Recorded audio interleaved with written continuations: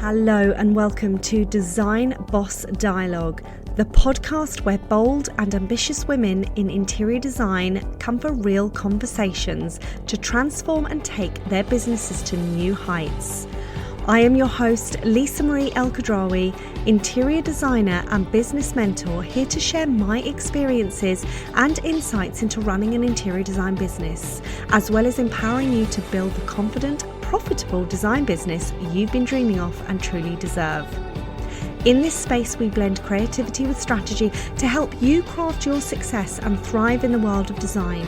Every episode is packed with unfiltered, no BS conversations, daily inspiration, and actionable business tips to turn your passion into a thriving, cash-rich business. Together, we're redefining what it means to succeed in the interior design industry, one intentional, game-changing decision at a time. So get ready to step up, elevate, and create the design empire you've always envisioned. Welcome back. It is day 17 and we have another inspiring episode of the Design Boss Dialogue Advent Calendar podcast. This is your go-to source for all things interior design and business. And over the festive period, we will be unwrapping gifts of wisdom, practical tips for your design business, and insider secrets to help you grow and thrive in the world of interior design. And today I am joined by Leah Gregory, a high-ticket sales strategist with over 20 years of sales experience. Leah helps develop your sales skills so you can feel unapologetic about selling your services and hitting those sales goals. For the last decade, Leah has been supporting heart-led, service-based business owners to grow their businesses and hit sales targets consistently with simple, rinse and repeatable sales strategies. Leah has generated over £1 million in personal sales in the last 18 months. And over the years, her teams have exceeded multiple £1 million targets.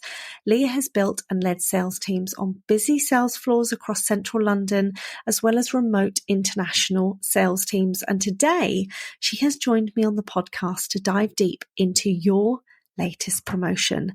I also have to add, Leah is a lovely friend of mine and goes back a long, long way, and I'm absolutely honoured for her to be on my podcast. Welcome to today's podcast, Leah. Thank you so much for joining me. Pleasure. Thank you for having me. I am so excited about delving into today's topic and talking about the passion of sales from the heart, and also understanding your journey and why your business is so passionate. So can you give us an insight into how you came into the world of sales and what you do? Yes. Hi. Okay. So my name is Leah Gregory. I am a sales and launch strategist. So I've never not had a sales job, which is just wild. My first sales job was at 17 and I started my career in recruitment. And since then, I just love sales. Do you know, like when you have like a normal job and you have to like wait for a pay rise every year, and what I always loved about sales was the buzz, the pace of it, and also that I could be completely in control of how much money I earn. Yeah, I've worked on some massive sales floors in central London. I've built and scaled sales teams over the years, and I've always prided myself on, and I haven't always had like the best sales training in the sense that, I've probably what most of us bring to mind when we think about sales trainers. I've probably been to a few of those sales trainings, but what I've always prided myself on is that like real human first, like human connection approach. So I've been in sales now for over 20 years, over almost a decade in the online space. You're literally a veteran in sales, aren't you? Oh, I am. Yeah. Which is why I dye my hair, because it's really grey. But it is fabulous. For everyone looking, Leah has the most amazing hair. Thank you. So most recently, I guess, is the thing that's going to be most interesting to you guys listening, I would say, is that I've worked in the online space now for almost a decade, helping heart-led business owners to make more sales that are in alignment with their values. Because we were speaking about this before you started recording, and about how there is this like real sometimes a conflict within us because we have all of these associations from experiences that we may have had, or, you know, TV and movie portrayals of these sleazy salespeople, like the Wolf of Wall Street type. Oh, God. A You prime know? example. Yeah, and like nobody wants to be that, do they? Nobody wants to be a sleazy, icky salesperson. I'm sure they don't have Christmas parties like that anymore, do they? God, I don't know. I mean, I haven't worked in corporate sales for a long time, but to be honest, I didn't go to any Christmas parties like that. But yeah, wild, absolutely wild. But yeah, so I think there is such a ick in our industry around sales and what we were touching upon, because when I speak to so many interior designers, they're like, I'm just not confident at selling my product. I just don't have the confidence. And I find selling so eek, like it, Yeah. I can't be salesy. How do I not be salesy? And I hear this so much. When I was lining up the podcast, I thought, I really want to get Leah on to talk about this, because you're so amazing at what you do, and giving our listeners and interior designers some advice around that, on that it's not ick and it doesn't have to be. Yeah. Yeah. And I think this is one of those things, like when we think about building our business, especially if it's a heart-led business, like interior designers, you put the soul and bring a space to life, right? So there is a lot of heart in that. There is a lot of passion in that. And so we have this real like, oh, but I don't want to be pushy. I don't want to be salesy. And yet you're building a business, you're a business owner, and sales is the oxygen of your business. So without having sales on a regular basis, on a consistent basis, without your business being able to sustain itself, you then unfortunately find yourself in a position where you're struggling, or you no longer have a business. And the reality is, for anybody that's listening, I love to give out these promotions.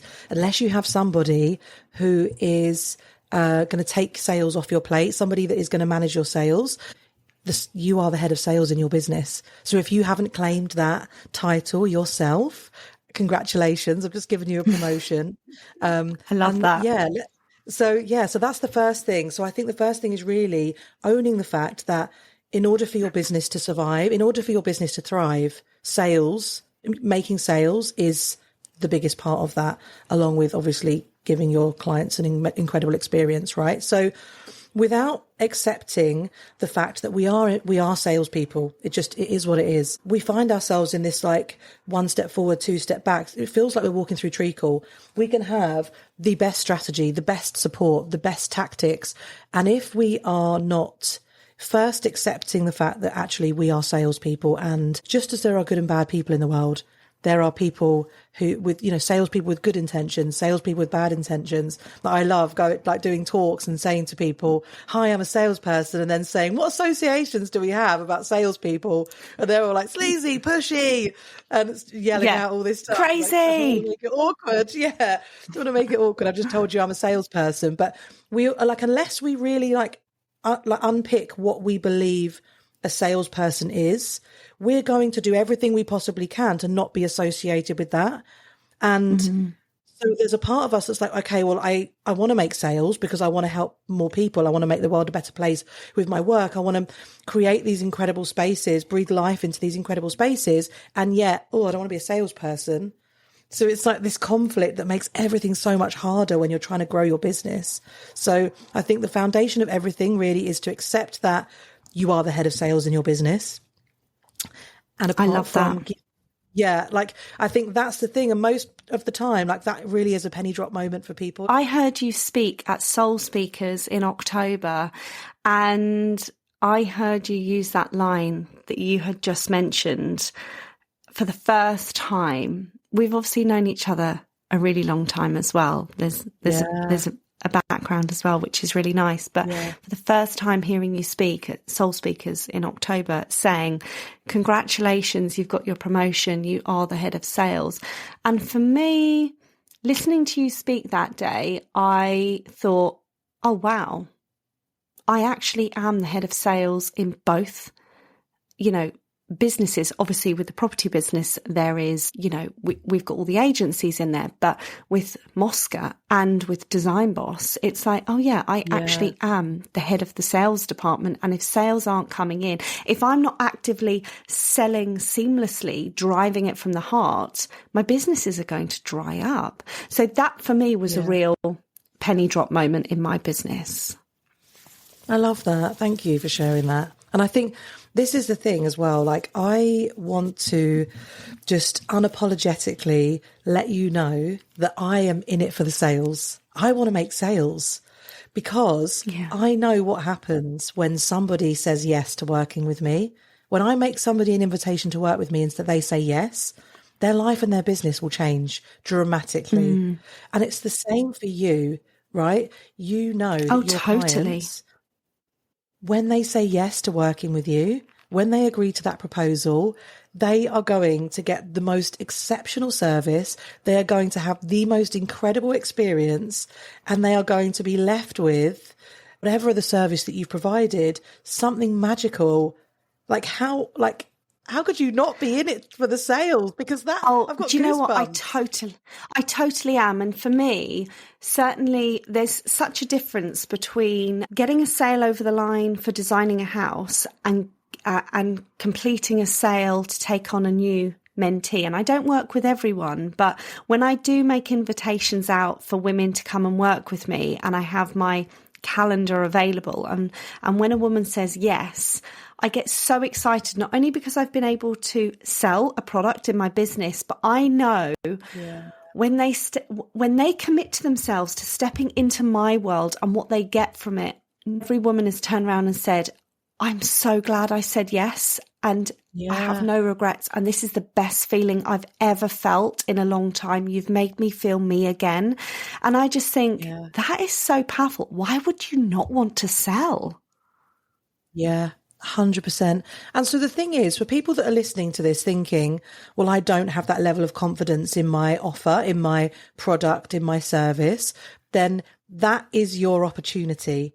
For those of you that are listening that are working with Lisa, you have got the most incredible mentor who is here to support you on that journey. Oh, thank you. And if you aren't working with her, book a bloody call with her and find out about how you can work with her. But the thing is, you not being able to, with certainty, stand behind your product, your service, your offer and say, I know with every cell of my body, if I make you an invitation, because you're absolutely right, we don't make invitations to everybody. We only want to invite people to work with us that we know that we can help.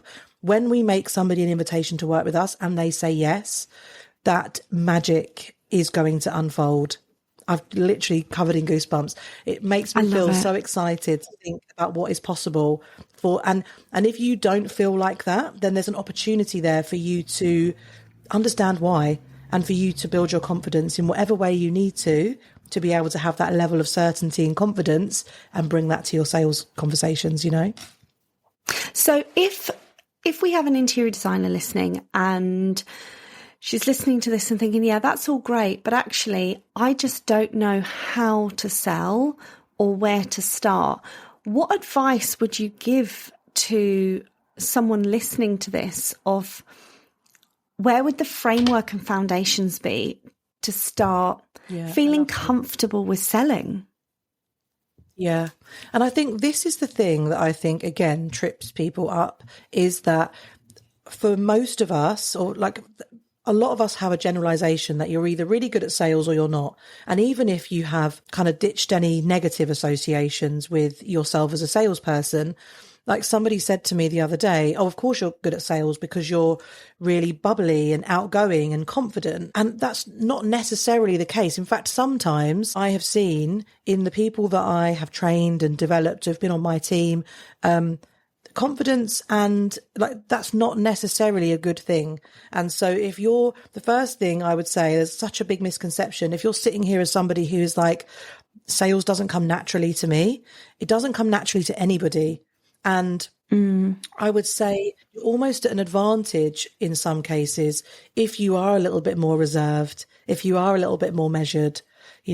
Sometimes that the noisy excitement and that puppy energy doesn't doesn't really do you any favors from a sales perspective. But the thing is, regardless of how you relate to that or how that resonates with you, or what you consider, whether you consider yourself an extrovert, an introvert, or ambivert, any of those things, the reality is it's a learned skill. Like, I wasn't born and somebody was like, she's got green eyes and she's a salesperson, I love that. It's something that I've developed over a period of time.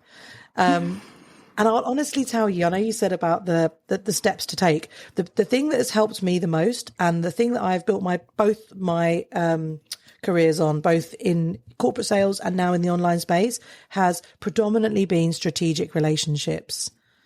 Being in the room and networking with people, either virtually or in person, and building relationships with people. Like, I get recommendations all the time from people that have never even worked with me. I love that. I think it's so important, like you say, to put yourself in spaces to actively, A, get your name out as well, but B, start to really understand what you're doing. And a big thing I talk to designers about when they come and work with me is also really understand your product.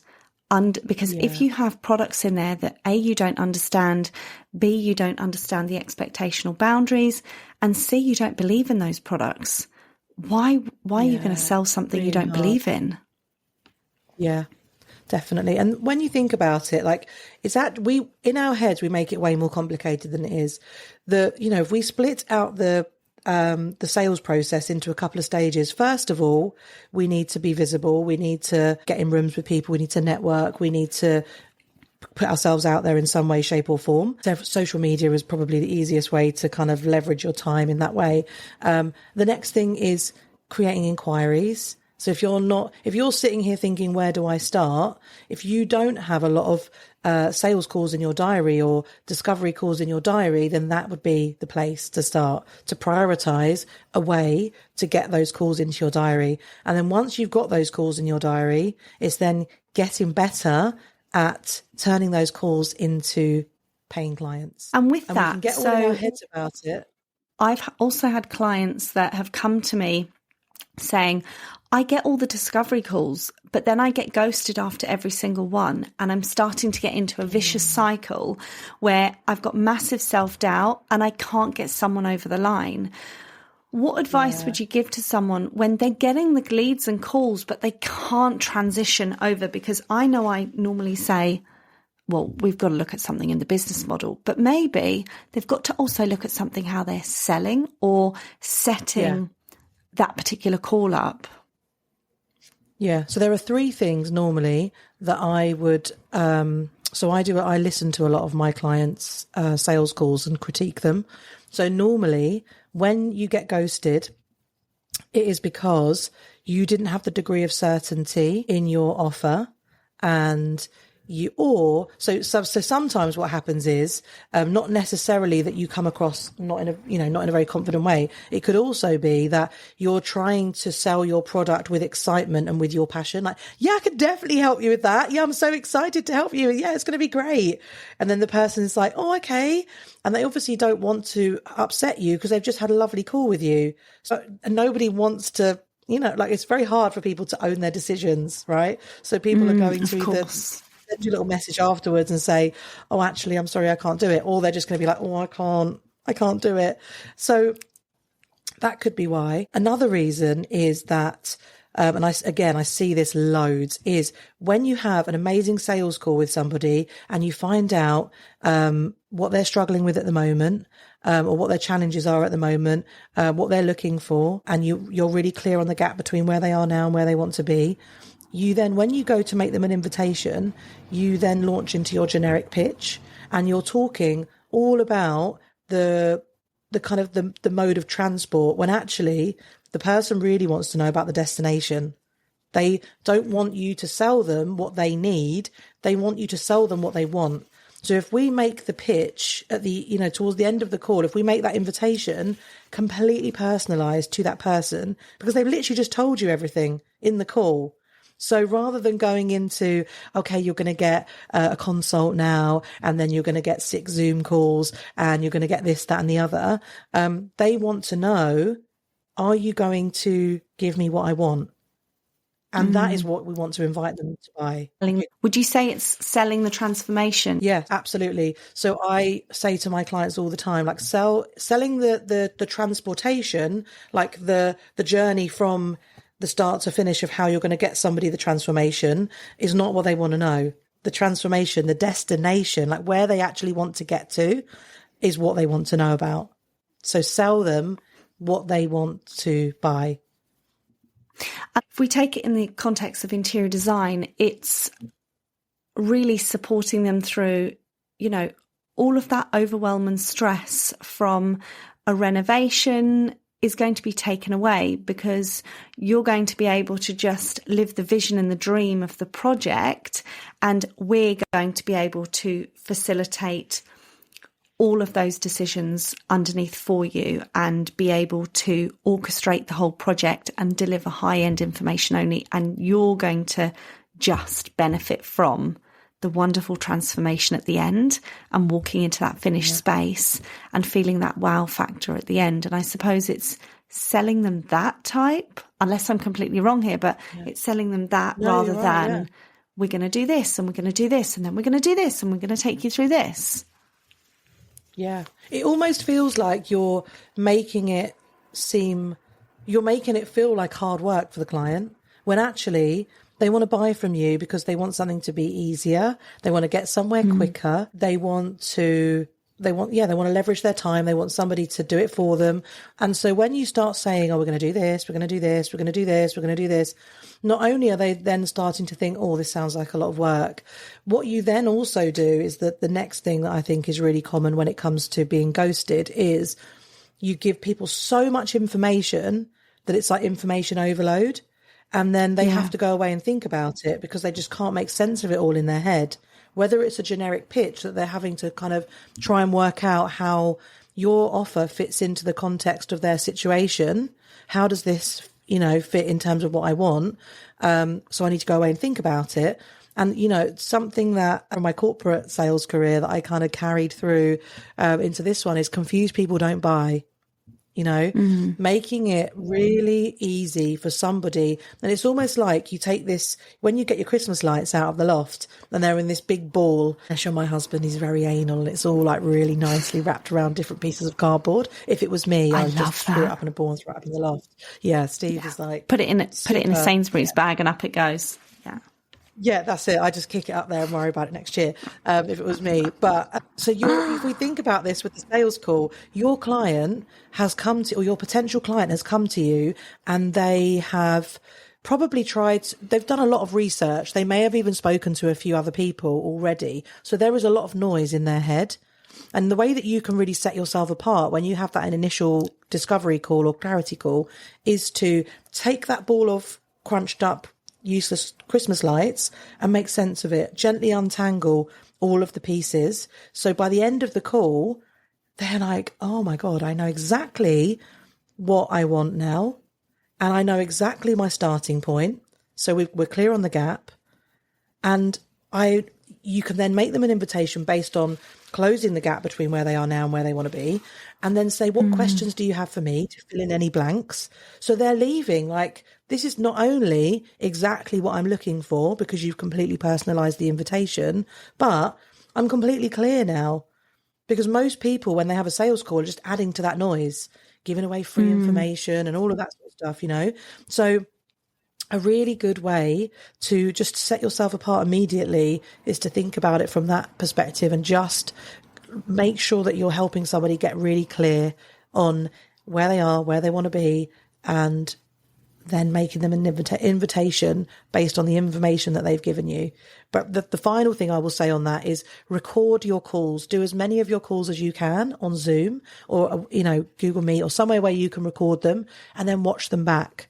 Like I obsessively watched my calls back, the good ones, the bad ones, the meh ones. And just the thing with it is just choosing like what is going to be the biggest opportunity for me to improve on next time. And then just continually refining. It's the quickest way to get the majority of your sales calls resulting in a sale. I love that, because I think so many of us just do a quick call and forget to record it. Or, I mean, I record everything because I like it for the data. I'm very analytical and I like to go back and absorb it like you. But so many don't do that. And I think it's really key to understand, let's do a wash down of that last call. What was the good, the bad? So moving on to stories is another one I find with interior designers that are selling online on Instagram. When I talk to them about their products and their services, I'm like, right, we've got to translate this into visibility. We've got to get visible with your content in order to help people see you, to buy from you. And a lot of clients do sit on Instagram. They watch. When someone finds out about a new interior designer, what do you automatically do? You pick up your phone. The first thing you do is you go to Instagram. You cite someone out. You look down their profile. So if you're actively on stories selling consultations, services, that's great. But for the people that are like, well, I just don't even know how to do that, what would your top tip be for kind of getting yourself up on stories and selling? Yeah. So I think that stories are a good way to sell, not just in your stories, but on your grid as well. And I think as long as you structure the story in the right way, they can be really, really powerful, like case studies, testimonials. And what has worked really well for me and for my clients is not just sharing the outcome. So, yay, so-and-so had a, 10K day or whatever it is, but really giving context to the before so that your potential client can connect with, okay, so this is their starting point. That's very similar to me. So really making sure that you know who your dreamiest dream client would be, and then tell stories, especially the before part, that they can connect to. So this person was in this scenario and they were struggling with this, or they didn't think this was possible, or something like that. And then maybe speaking to some of the objections that they may have had about moving forward with you.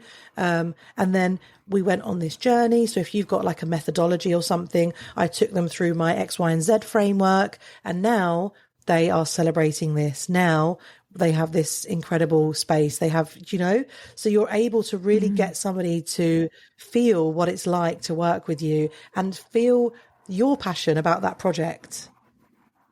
I love that, because in translation to almost case studies and before and afters, it's really diving into, say there's a client with a kitchen renovation, diving into what it looked like before, their struggles around the renovation, and then talking through the steps of how the renovation happened and how easy it was, and then the final result. And people love to see the behind the scenes and the nitty gritty of, design consultations. What's going on behind the scene? What does it involve? And I have one particular design client that does this extremely well on her stories, where she sells a particular service for homeowners. And because she is showing the in-depth nitty gritty, what's happening behind the scenes and how we take you from here to here, people fall in love with that, and they naturally lap it up and buy.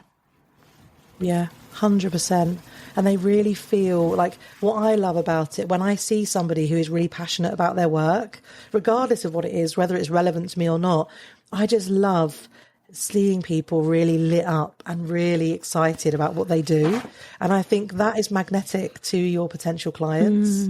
It really, really goes a long way. Raising your energy and your vibration around it as well. And obviously we could go down a rabbit hole of mindset, which I'm not going to get into because there's so much around mindset and self-esteem as well. And, I've just finished reading a really good book actually by Brian Tracy, The Psychology of Selling, and talking about the self-esteem work around selling. It is so powerful, isn't it? Yeah, really powerful. And when we think about it, only 20 odd % of how we communicate is verbal. So our frequency, whether we are aware of it or not, whether we are in tune to it or not, we're always emitting a frequency. And we want that frequency to be magnetic, to be for the people that we want to work with. We want that to be like the vibration of our business to be so magnetic to our potential clients, you know? Yeah.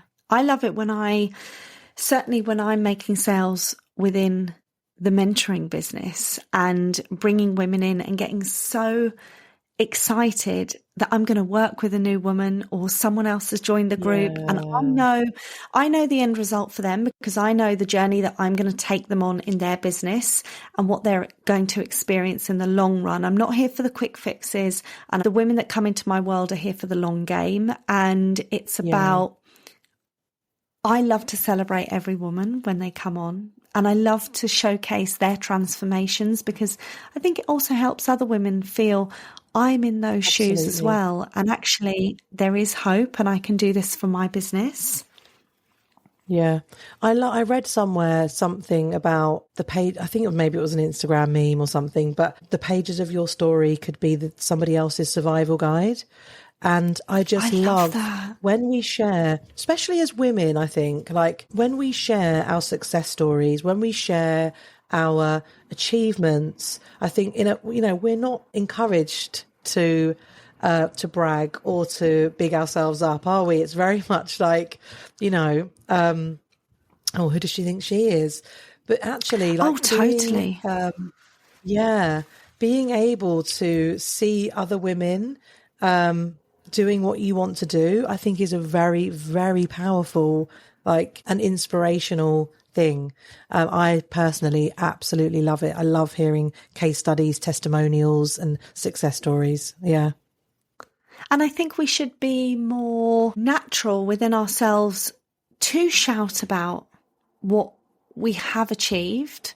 And I think women should be allowed to do that a lot more and break the barriers down of, like you say, who does she think she is? Oh, she's bragging again. Just, it's okay for you over there, Miss Moneybags or whatever, you hear it so much. And I think when I hear other women say that, I have this little internal voice in my head. What are you doing? Like, don't say that about another woman. Like, she's worked so hard for that. And actually, let's raise her up and praise her. And actually, why don't we start changing our dialogue and our narrative? And exactly. Yeah. And it's a reflection of someone else's insecurities, I think, as well. 100%. Yeah. I think this journey is not for the faint of heart. Because of that as well, like the people around you, like not everybody, especially when you really start to put yourself out there and start to be unapologetic about building your business, about wanting to make sales and about, really going for it. Like I, over the years, have naturally gravitated away from some friends who would write like banterish comments on my posts, and I'd be a bit like, well, that's not very supportive. And then, naturally, other friendships have blossomed where people have really cheered me on. And I think that, again, is another thing when it comes to sales, like really being like nobody who is ahead of you or going, is where you want to go is going to like do you down or belittle you putting yourself out there. I think it's really, really brave, but it does bring up a lot for other people who are like, oh, I could never do that myself, or who does she think she is?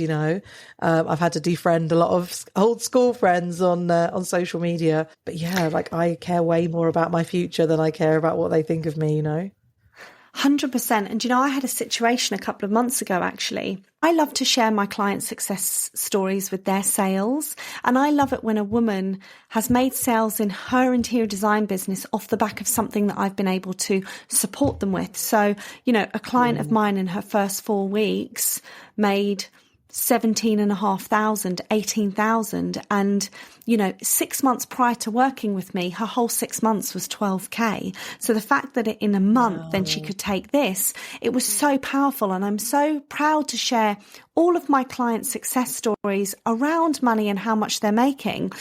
But one particular comment came in that a particular person felt really triggered by this. I really stopped and thought about it. And I thought, there are a huge amount of insecurities there, because if someone feels triggered by seeing success stories from other women of making money, you've got to go and work on your own shit. Like, you've got to go and work on your own stuff there and your own blockages and your own money mindset. Because once you do that, the sales come like a millionfold into your business. Yeah. And you know what? You're so right. And then without addressing those money things, like even if you're making money, it's like a hot potato and you're like, I don't want to get it out. You know, you're spending it as fast as you're making it because, you know, and I've been there myself. Like, I remember the first time I earned my annual salary in a month and I was like, oh my God, I can't, like, it felt like really, I did not celebrate. I freaked out. And there have been so many milestones along the way. And I think, with my clients as well, I hear like so much resistance when it comes to them, like earning way more than their parents did and them seeing as their parents were, you know, growing up, their parents working really hard. And for them, it's feeling a lot easier to make that same money or to make more money. Money is just such an amazing mirror for us to really look at. Yeah, it brings up a lot. It's very, does. It's an interesting one. Yeah. But I think also, like you say, sales are the oxygen of your business, like you said at the beginning, and money is a frequency that just should flow in and out so naturally into your business model without coming in and feeling blocked and then rushing back out the door.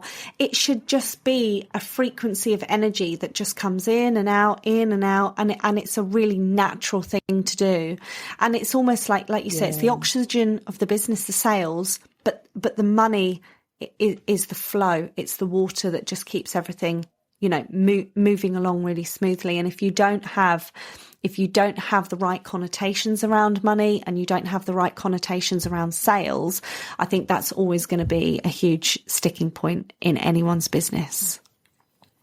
Yeah, 100%. And I think, you know, although they say money can't buy you happiness.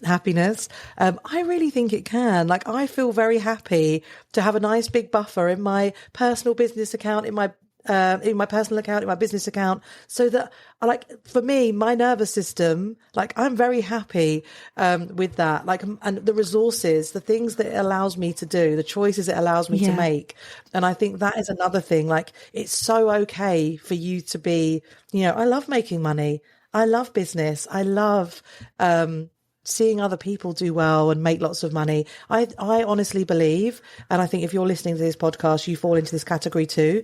The people like us who have big hearts and who have good intentions, they should be the people with money, because you're going to make good choices with the money, you know? So that is why I do what I do. I want more people in positions of power with lots of money who have big hearts and who want to make the world a better place. Oh, Leah, I love that. And I'm going to finish on that wonderful note today. Thank you so much for coming onto the podcast and giving us all that juicy, sexy, amazing value around sales. And if you're listening to this and you're thinking, I need to become more salesy, I want you to go and stalk Leah out over on Instagram. Her handle is in the show notes. Thank you so much, Leah. My pleasure. Thank you for having me. Oh, what an amazing, inspirational conversation that was. And Leah is a wealth of knowledge when it comes to sales. I absolutely love that conversation. Tomorrow, I'm going to be joined by a trailblazer of a woman, Rachel from Rachel Harding Interiors, the powerhouse behind the company, as we discuss her exciting journey into the world of interior design, her background from working with Osborne and Little through to owning her first boutique on the high street.